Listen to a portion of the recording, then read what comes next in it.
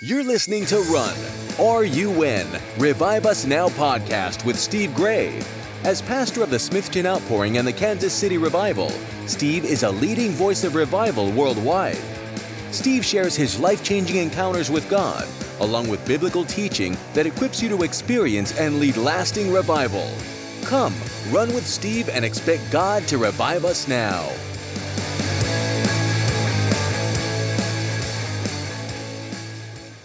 Well, hello, everyone, and welcome again to a Revive Us Now podcast. I am your host, Steve Gray, where we talk about all kinds of things that relate to revival, some things you may have not thought of, personal revival, that relate to church revival, revival in the nation, around the world, everything we can think of, and some of the experiences that I've actually had in moves of God. And though that experience really comes in handy. But today we're going to talk about a character that everybody who's gone to church for long, especially if you grew up going to Sunday school, you know this guy, or do you? You might not know him as well as you think you do, because the stories we tell in Sunday school only tell part of it.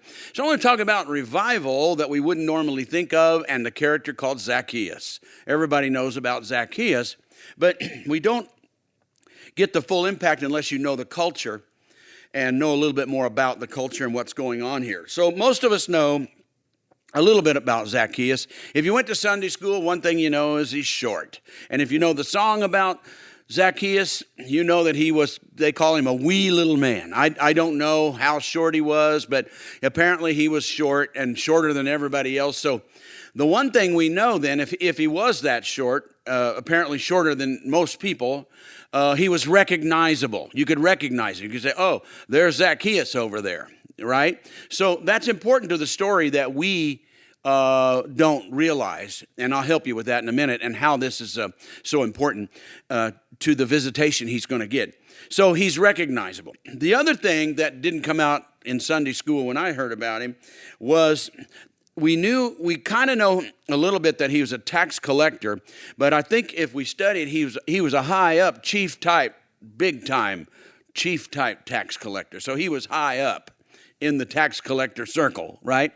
And so that's that. And then the other thing is I didn't learn is how much tax collectors were hated in the time of Jesus, because they were not just tax collectors that took the money that we should pay taxes, but they took money on behalf of Rome. So not only was Rome occupying the area and Jerusalem and Israel and surrounding areas, Judea and that, Palestine, they were occupying it and ruling it. Romans were ruling over Jews, but you had to pay taxes to them. And you also had a temple tax. You had to pay the Jewish tax, but then you had to pay the Roman tax. And the tax collectors, they could kind of set whatever price they wanted, and you couldn't do much about it. And so they would get taxes for Rome, but they'd set the amount, so they got something too. So by the time you paid your taxes, the Roman tax collectors or a Zacchaeus type guy, he was getting some of your money, and Rome was getting some of your money.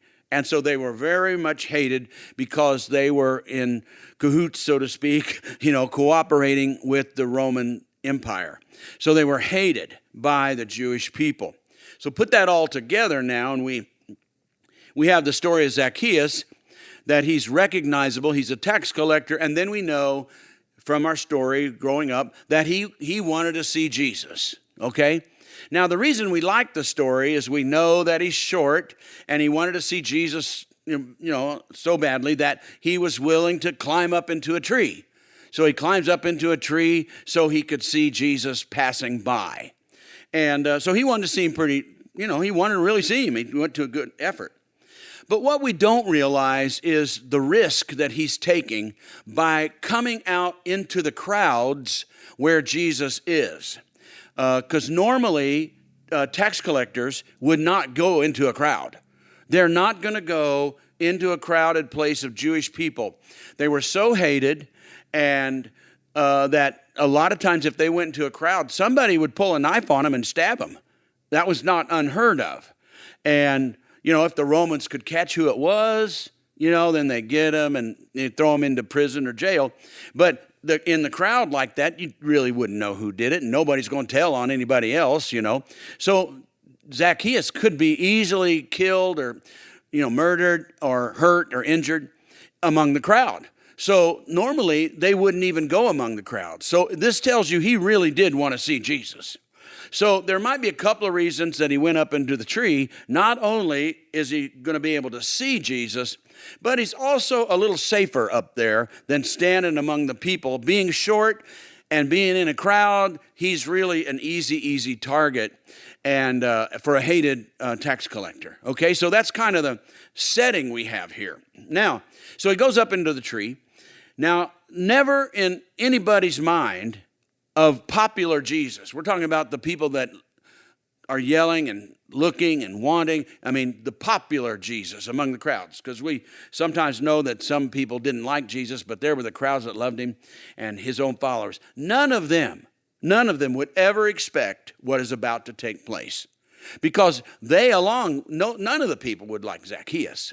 So Jesus is going along, and he does something that surprises everybody.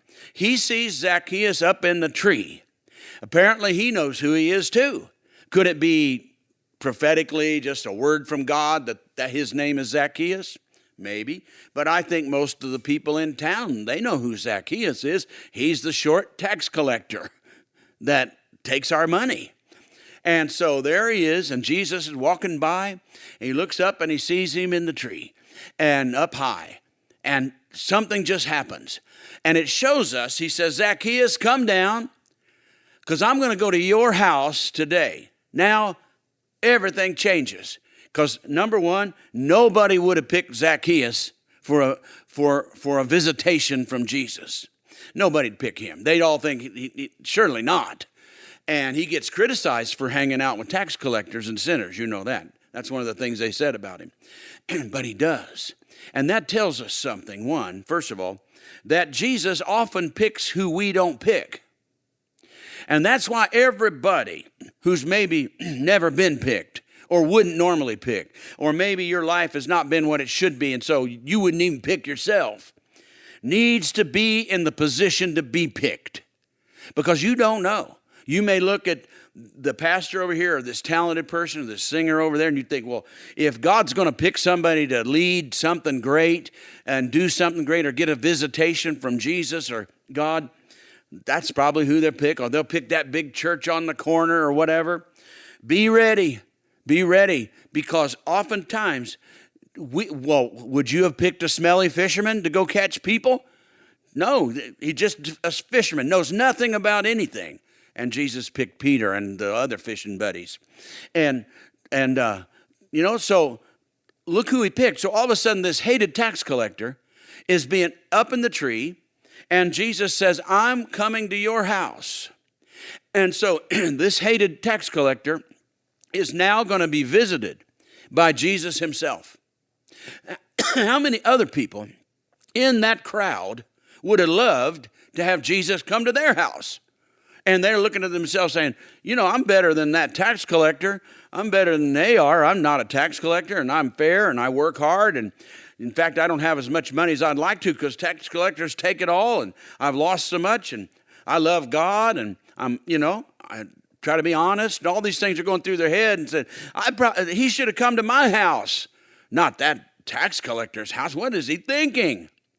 But there's the picture, see? Jesus is showing, I sometimes pick who you wouldn't pick. I sometimes have my eye on people that you wouldn't pick. And so a lot of the people who could be leaders, spiritual leaders, don't step into those shoes. Kind of like the prodigal son came back and he was about to tell his father how bad he'd been and he just needs to be a servant. And all of a sudden the father throws his robe, his robe on him, and he's got this robe on him. And you imagine how that must have felt heavy, because he's about to say he's not worthy to be his son. Now all of a sudden he's wearing this robe. And the second son says, this is crazy. This is the wild son, and you're putting a robe on him and having a feast. What's other people going to say about Jesus hanging out with Zacchaeus? And they think he should have gone to my house. but it shows us we don't always know who he's going to pick. And if you want to be picked, put yourself in position to be picked. You know, don't disqualify yourself. Be the prayer person you should be. Be the worshiper you should be. Step out in front of others. Worship better. Pray more. Pray harder. Exalt him more. Love him more. Just love him more than ever. You know, look around. How much do people show they love Jesus? All you got to do is love him more.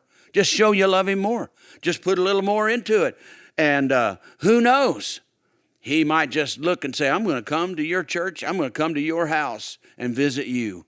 So that's one thing. Now, there's another thing that would have taken place, though, because Zacchaeus is so hated as the chief tax collector. Now, all of a sudden, a lot of people are going to turn their hate off of Zacchaeus, and they're going to turn their disgust and displeasure onto Jesus. So they're going to say, I was mad at Zacchaeus, now I'm mad at Jesus, because he's going to a tax collector's house and he's talking to him instead of going to my house. And that's the other part of this beautiful gospel story, that Jesus knows. He knows what's going to happen. He knows how people hate tax collectors. And he's willing to take the hate and the disgust and the criticism and everything that goes along with it, and he's allowing that to come on him, to come off of Zacchaeus and come on him. And so that means whatever you've done, and whoever you are, you're the loser, you're never picked, you're never going to be anything, whatever. Let Jesus take all that on himself. Cast all your care on him, your bad reputation, the mistakes you've made. He'll take it on himself and take it off of you, and now turn to him and say, God, Jesus, I'm going to give it all to you and become your servant now. I'm going to be your servant. I'm not going to serve my past, my bad habits, my mistakes. Not going to serve those anymore. I'm going to let you carry it because you're willing to take all of that on yourself, just like you took Zacchaeus' bad reputation, and now they're not mad at Zacchaeus, they're mad at Jesus. You're going to let him take all of you onto himself. And you say, but I'm going to be, because you're willing to do that for me, I'm going to take my life and I'm going to start serving you with all my heart, soul, mind, and strength, loving you and serving you. I'm going to care about you because you're willing to take that on to yourself. And that not only is the right thing to do, it also puts you in position to get a visitation from God where he may just say, hey, I'm coming to your house today. And that's revival. All right, till next time. Bye-bye. Thanks for listening to the Revive Us Now podcast with Steve Gray. Push the subscribe button so you don't miss an episode, and spread the word on social media. For more episodes and resources, go to reviveusnowpodcast.com. Until next time, keep on running for revival.